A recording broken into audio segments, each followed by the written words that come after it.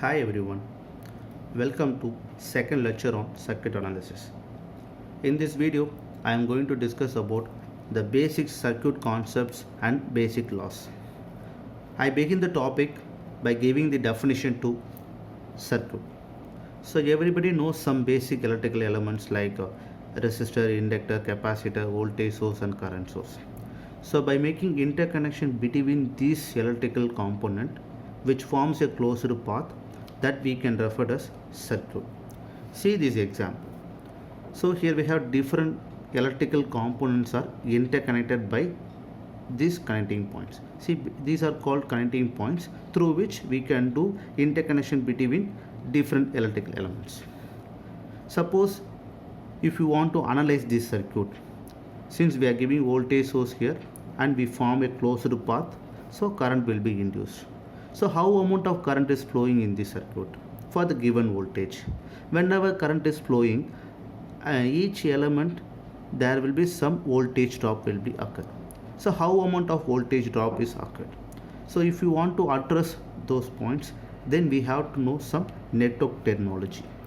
So here I have listed a different network terminology associated with electrical circuit. So first we start with branch. So branch means a place where the components are placed. So very simple. So see this circuit, between these connecting point I placed one resistor, so that forms one branch. So if between a connecting point if I place one resistor or any component, then that forms a branch. So likewise we have different components are connected between the connecting points, so there will be a branch will be formed.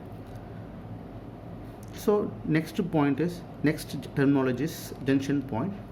So a point where more number of components are connected. See here.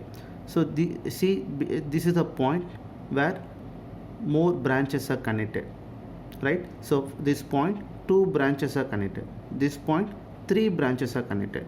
So that is called junction point. So place or point where more number of branches are connected, that forms junction point or connecting point, both are same. Next one is node point.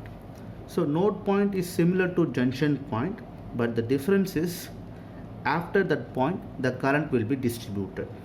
See here, suppose the current is flowing here, for example 5 ampere current is flowing here in this branch.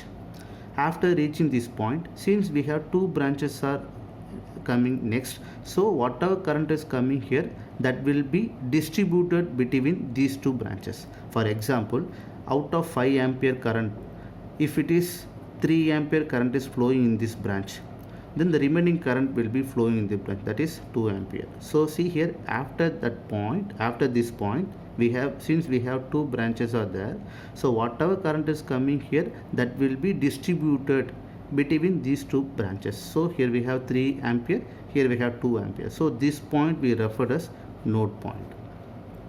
So it is a junction. So node point, means it is a junction point, but the current is distributed after that point. See this point. See 5 ampere current is coming.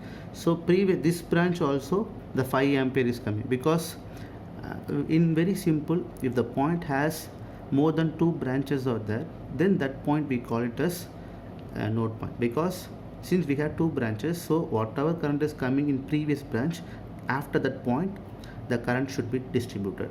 So that is called node point. That is another way we can define for a node point. Next one is loop. So loop we know. So any form of closed path in a circuit, that is called loop. Next one is mesh. So mesh is also called a loop, but here it is individual closed loop, individual closed path. Okay, see here, here we have see, this is one closed path, this is another closed path, this is also we have another closed path. So that is all possible form of closed path is called loop. The individual closed path is called mesh.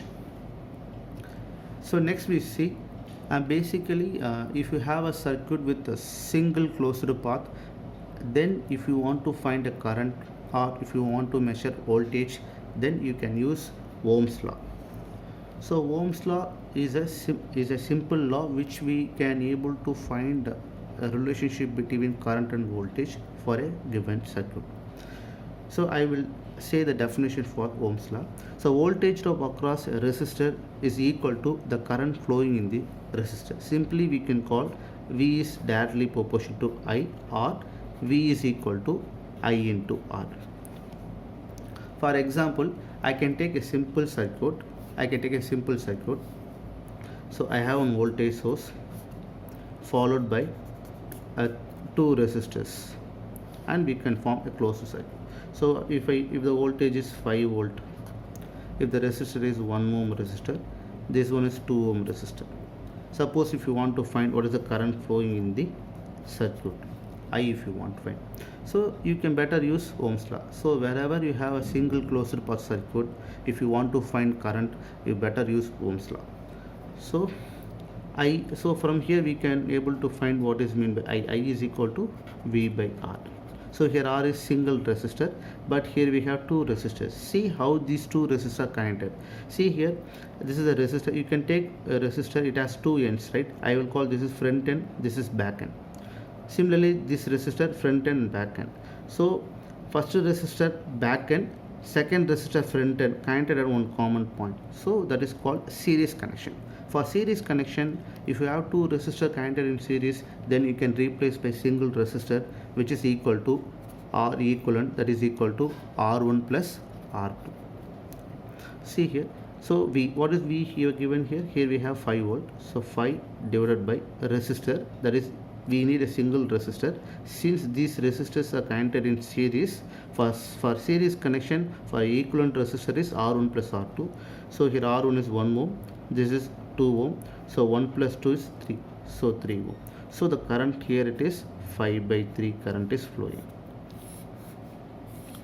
Okay, I said that whenever current is flowing in the circuit, then there is a drop across each element.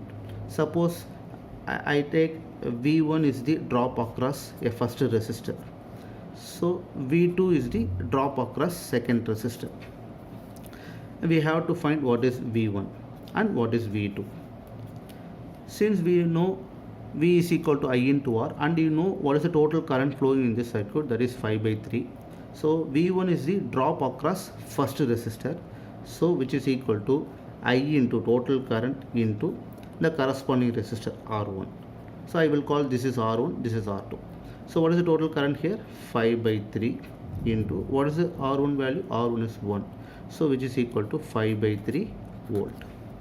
For second voltage, there is a voltage drop across second resistor V2, which is equal to total current into corresponding resistor R2, which is equal to, so 5 by 3 into R2 is 2, so which is 10 by 3 volt. Okay, so if you these are the drop across each resistors. Suppose if you add these drops, that is V1 plus V2, that means 5 by 3 plus 10 by 3, so that is equal to 15 by 3, that means 5 volt. So that gives the total voltage that we have supplied here. So which means that whenever you can give a voltage across any element, each element it takes some drop. If you add those drop, then that will be equal to the total voltage applied to the circuit. That is this. Suppose instead of finding a total current, suppose if you want to find voltage drop, then you can use a different approach, that is called voltage division rule. Voltage division rule. Okay, so voltage division rule, so we can find the voltage drop across each resistors without finding the total current. So in previous case, we are finding the total current first, and then we can find the drop across resistors. Suppose if you want to find drop alone without finding current, you better use voltage division rule. So for voltage division rule, the condition is in the circuit you should have one voltage source followed by number of resistors are connected in series. Okay, see in this problem we have one voltage source, that is we are giving 5 volt, and then followed by two resistors, that is 1 ohm resistor and 2 ohm resistor. So we have to find the drop V1 and